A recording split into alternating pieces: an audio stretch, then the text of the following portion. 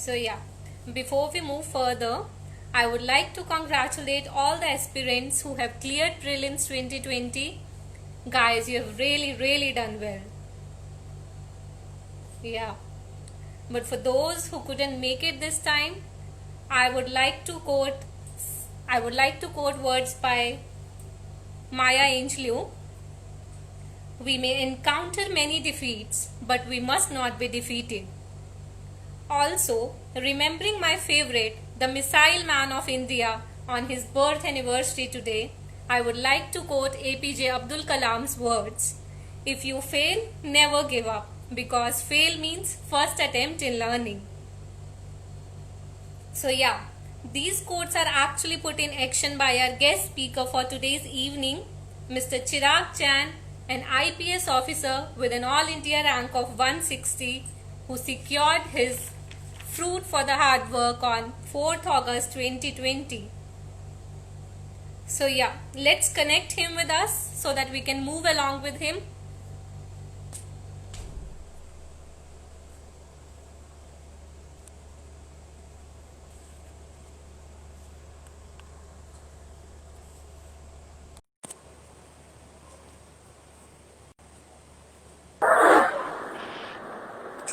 A very good evening, sir.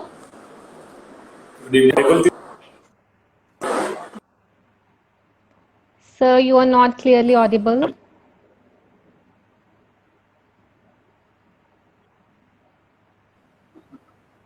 Hello.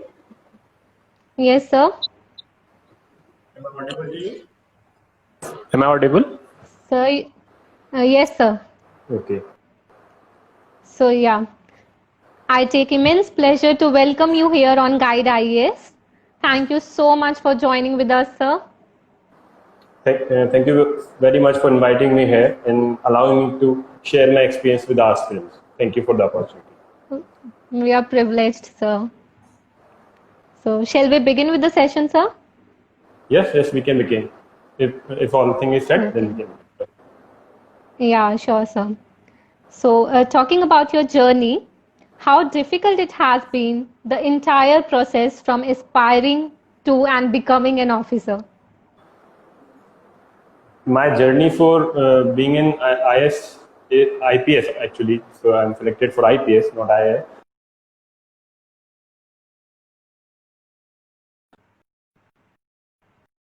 Okay, sir. Is there any problem with the connection?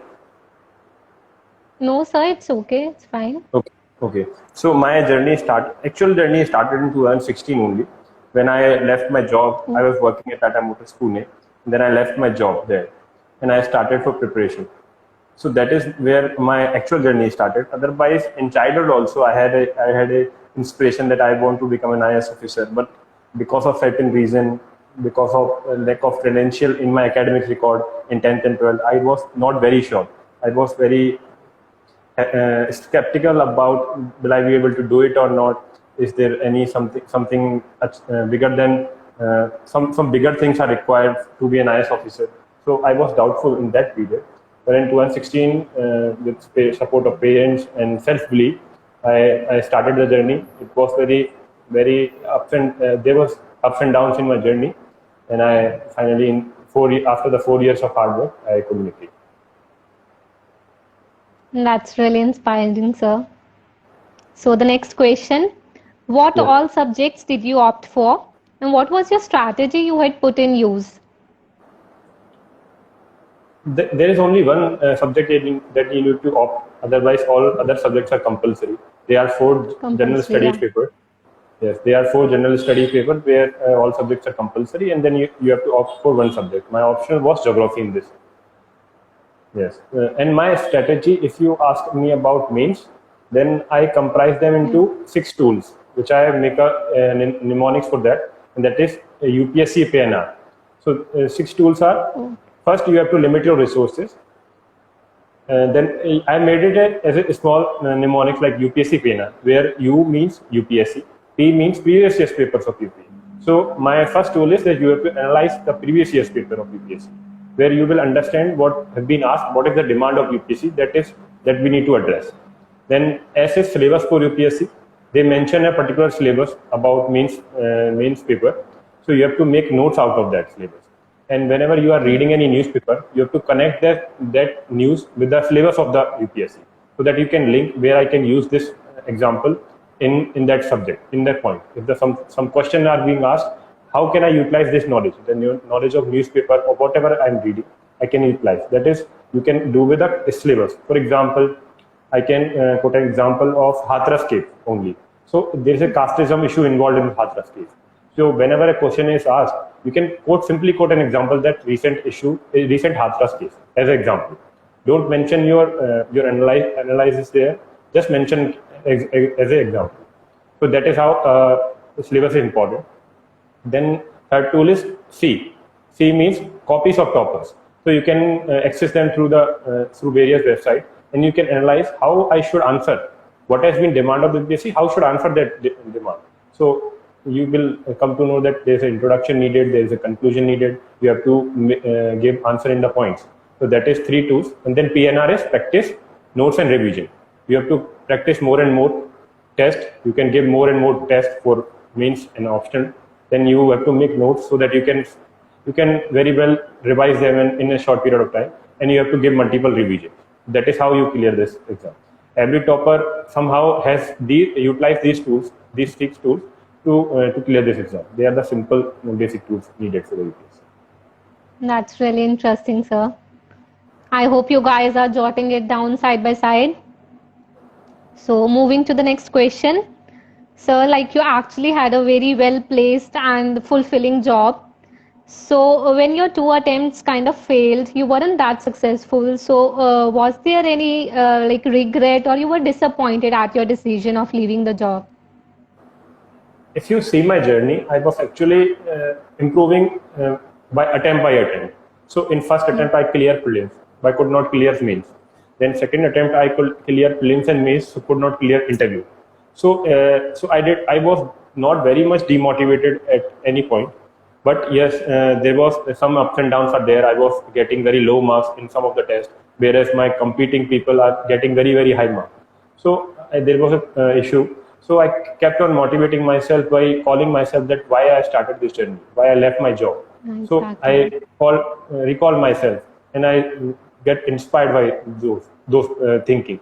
Then also I utilize various YouTube videos of IS officers and their stories, and how they were having lack of resources. Then also they could able to make it. So that is how you keep on your motivation. But the most important thing is that never give up. Even if it takes 3 attempts or 4 attempts, never give up. There would be ups and downs, but you have to remember that I would not give up. Yeah, I agree, sir. So the next question: how to handle the family pressure during the preparation when you're not able to clear the prelims even? So obviously the family is like at this age of 25 to 26 कि बेटा शादी कर लो, अभी कितने साल और दोगे paper को, and नहीं हो रहा तो कोई और पेपर दे लो. तो was it the situation with you too? And like I said earlier, that I was improving myself in attempt by attempt. Yeah. So my parents were having hope on me that yes, he's improving, he can do it.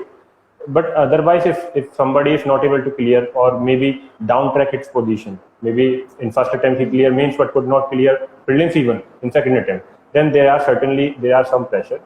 I would say use your emotional intelligence to ask your parents that yes, mother or father or mummy or papa, I want to give it one more attempt. Please understand, I am working my level best. It is a matter of time that I will be able to clear it.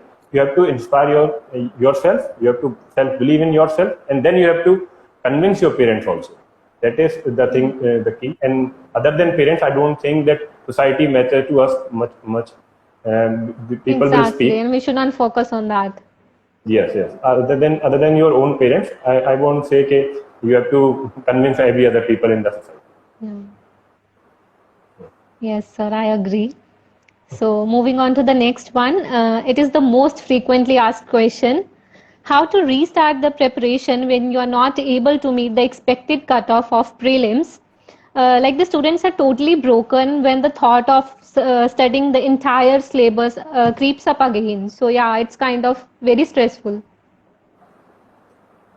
I think I am not in authority to answer this question because I have not never failed prelims. So, but what I would think is that you have to again self-read yourself. There would be some mistake that you have to see. You have to analyze your paper. You have to analyze your strengths and weaknesses where you were wrong. You have to see whether you were not having adequate knowledge, or were your elimination or guess intelligence guess technique did not work. You have to analyze your weaknesses. You have to see which subject you worked really good, and in which subject you could not answer the questions.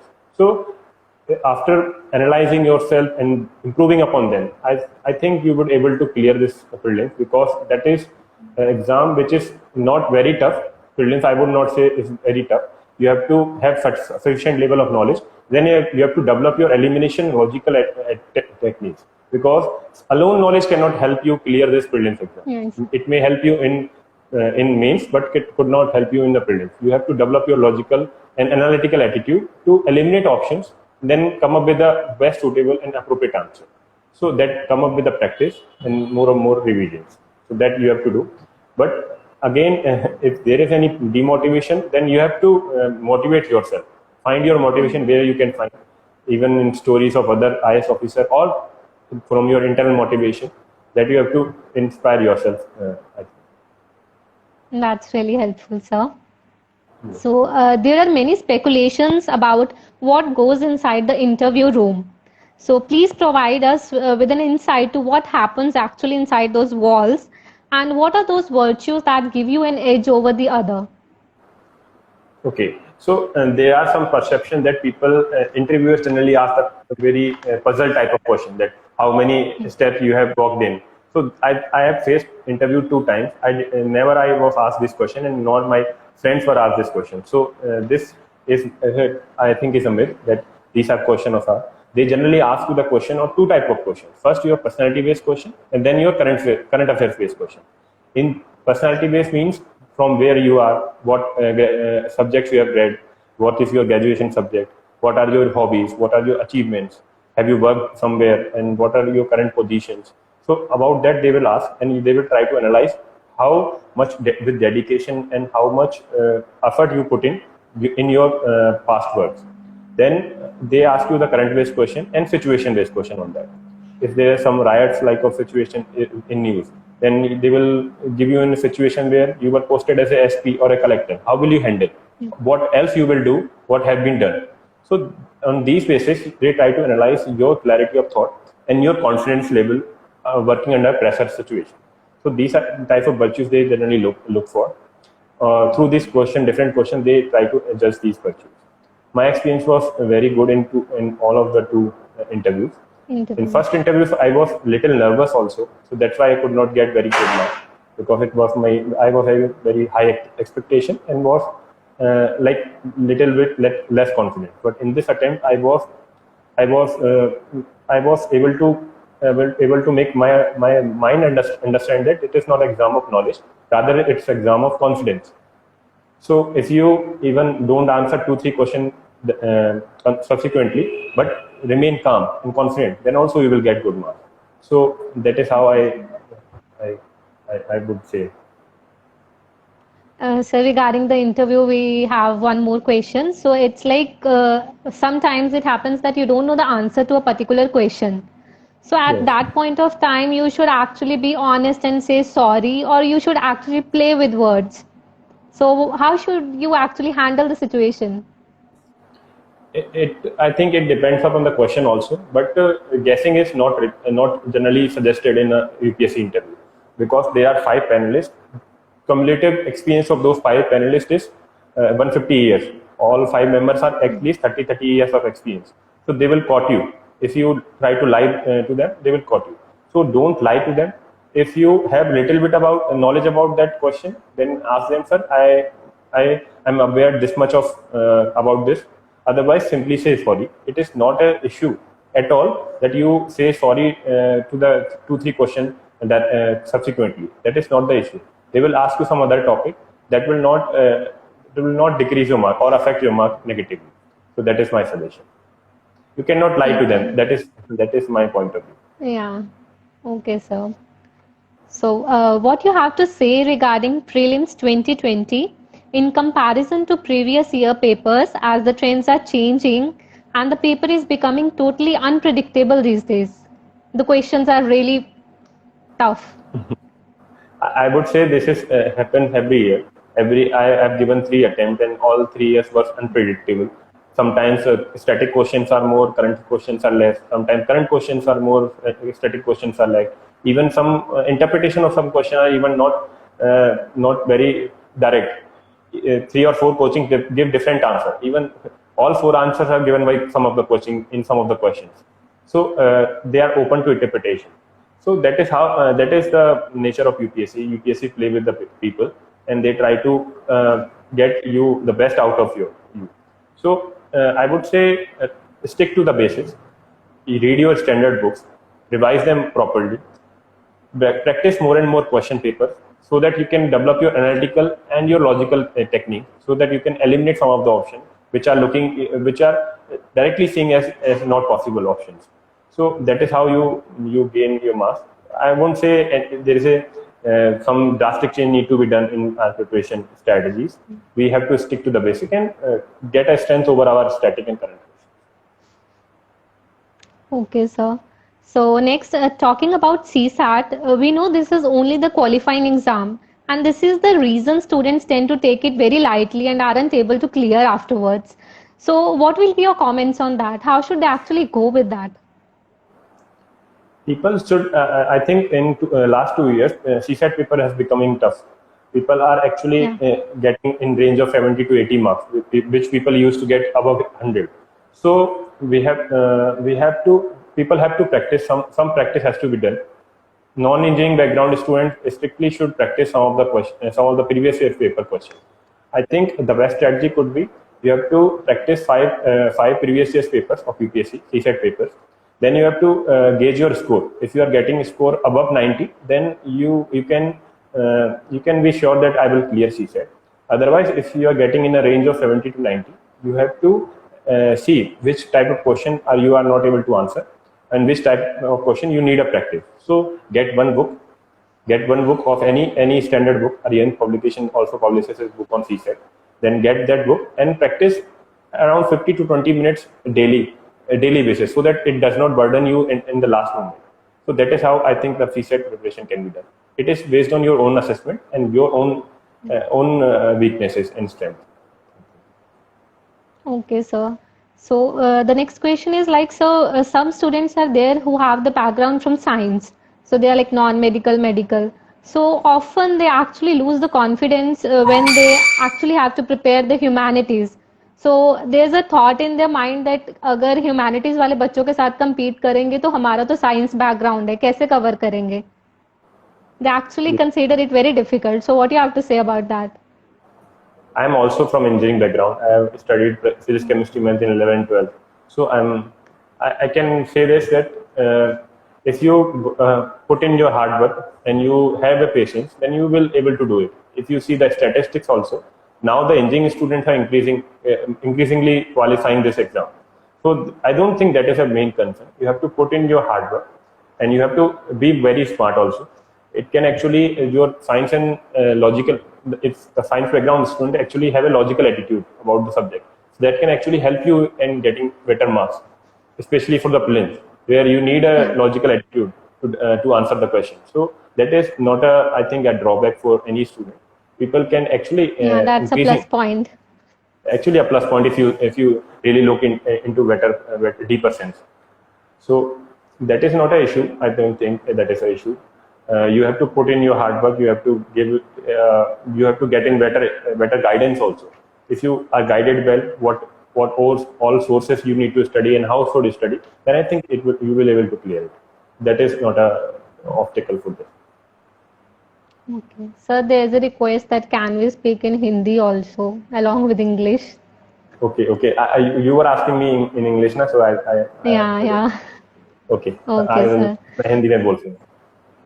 ठीक है, sir. So the next question, What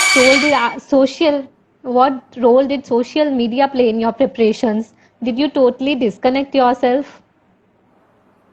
ये पहले attempt पे मेरे साथ था ऐसा कि मैंने फर्स्ट अटेम्प्ट में सोशल मीडिया से बिल्कुल ही डिस्कनेक्टेड था, बिकॉज पहले अटेम्प्ट में मुझे लगा था कि it was a time, it was not a better utilization of time on social media, because कभी कभी ये अपने ऊपर डिपेंड करता है. I think it depends on the person, because some person are totally engraved into that social media. They put in 2-3 hours on social media itself. So I don't think that is a better strategy.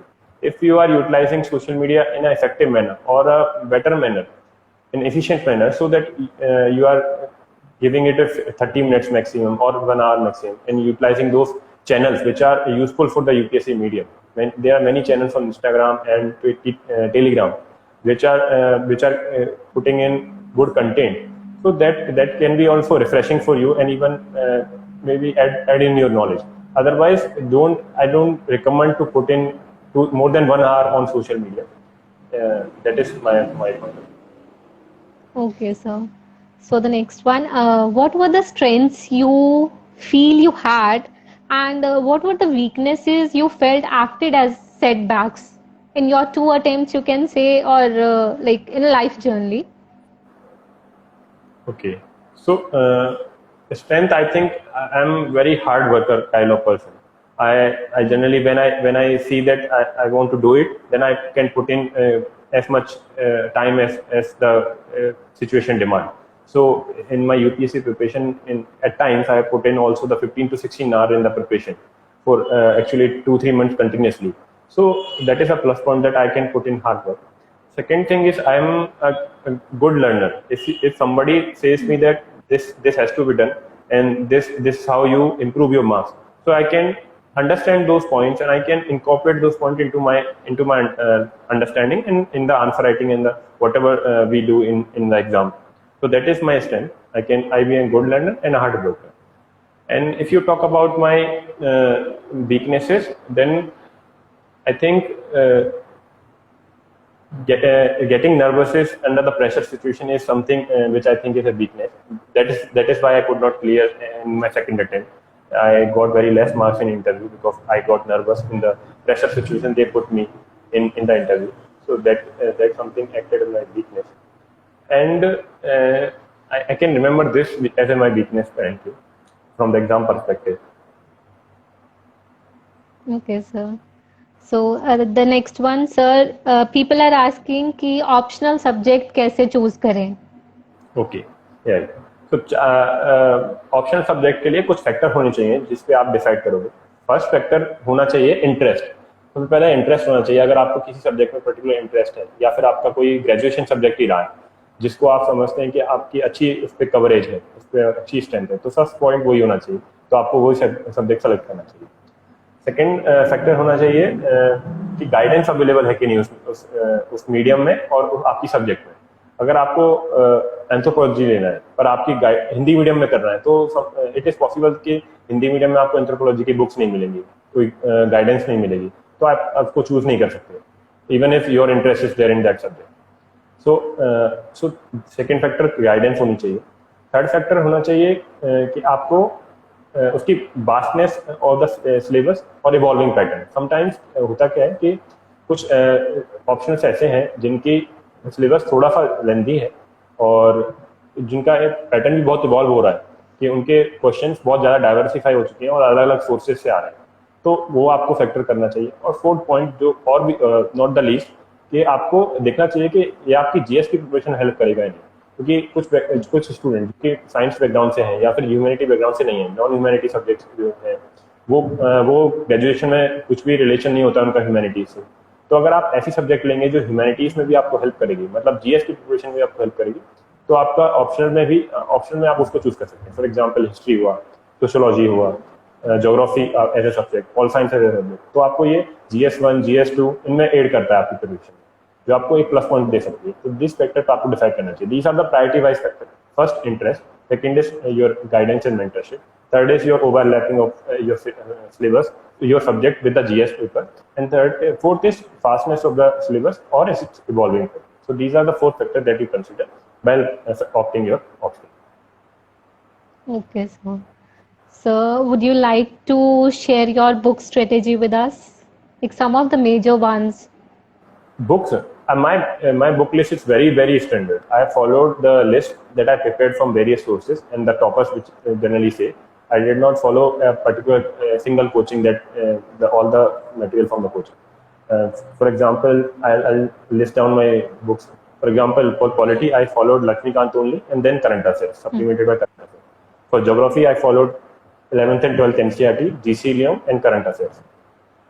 For history, I followed NCERTs, old NCERTs of 11th, 12th, spectrum for modern history, and world history के लिए 9th and 10th की world NCERT. That I followed for history.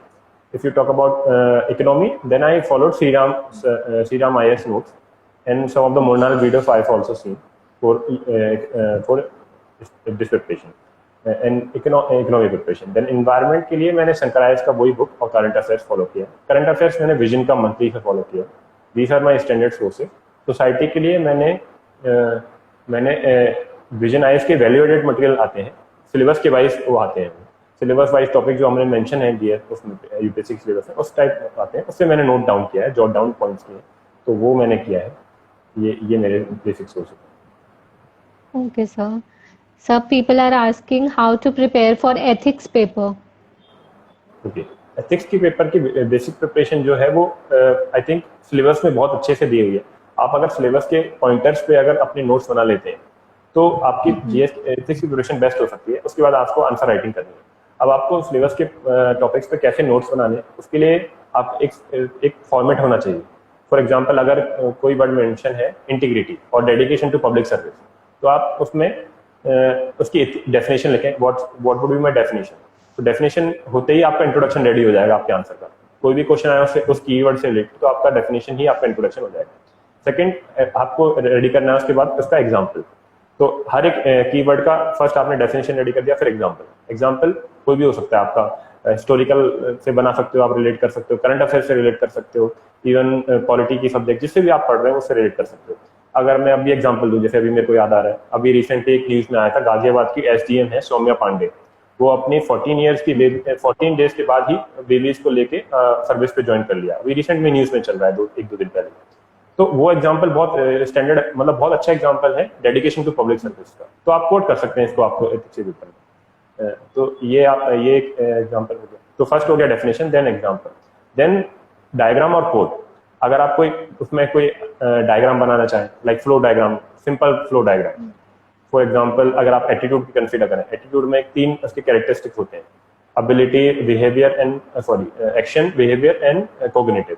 तो 3 ABCs होते हैं उसके. तो आप उसको एक डायग्राम में दिखा सकते हैं. तो third is you made a diagram और कोड इंटीग्रेशन को रिलेटेड कोई कोड हुआ तो वो. अदरवाइज और then fourth is you add some keywords. Keywords means you add classification, dimensions, or characteristics of that keyword. So this is how you make notes. Every syllabus pointer उसके ऊपर आपको definition, example, code, diagram और keywords ये चीजें ready करनी है. एक very standard format है. उसके बाद आपकी एक नोट्स प्रिपरेशन हो जाएगी. इस नोट्स प्रिपरेशन को आपको लिंकेजेस बनाने हैं सर कि कहीं कहाँ पे किसकी चीज को यूज कर सकता है और आंसर राइटिंग प्रैक्टिस करनी है. This is how you prepare it. Okay, sir. So coming to the next, what will be your message to all the viewers who are aspiring to be the future officers? Okay, my message. So Yeah. I think most important quality to clear this exam is hard work and patience. If you keep on working hard and you keep patience, that my time will come. It is may possible that you put in hard work, but sometimes you are not able to clear this exam. So you have to wait for your time. It will come. Some unpredictable things are there in this exam.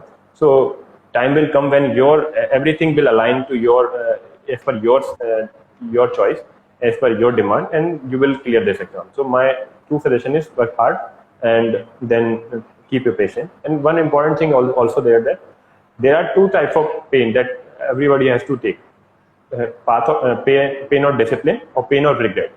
If you choose based on discipline for now, then you will you will have a pain for 1 or 2 years, a short period of time, and the rest of life you will become an officer and you will enjoy your life. And if you don't discipline yourself at this point of time, then later on in your life you will have a pain of regret that why I did not put in right effort in at the right time. So that pain will be for longer time. So you have to choose which pain you have to gain. I think the discipline pain is somebody should take, and that is how you get success. That's valuable, sir. So with this, we have covered the questions from our end. Now, if you have any queries, kindly drop in the comment section below. We are waiting. Till then, sir, I would like to tell you about our ongoing current affair programs, wherein we compile and amalgamate the important news and facts from the important newspapers and various websites at a very bare minimum cost of ₹1 per day. So that is ₹365 for an year. 65% of which is donated to the needy students for their further education. And we also are running a Telegram group. You are part of that. So yeah, at no cost to provide the necessary guidance, wherein we have serving officers sharing their strategies with our students. So all the interested people, all the interested viewers can DM us and visit the bio of this page for further information. So we have certain questions from the audience. So the first is, how can editorials help in improving answer writing? Editorial gives you perspective, right? In mains answer, you need to give various dimension of the question. For example, if a question is asked, like, what is the significance of International Solar Alliance for India? So there are very dimensions that you have to put in. Editorial give you various dimensions, those dimensions and broad thinking. That is how that can be utilized in a mains answer.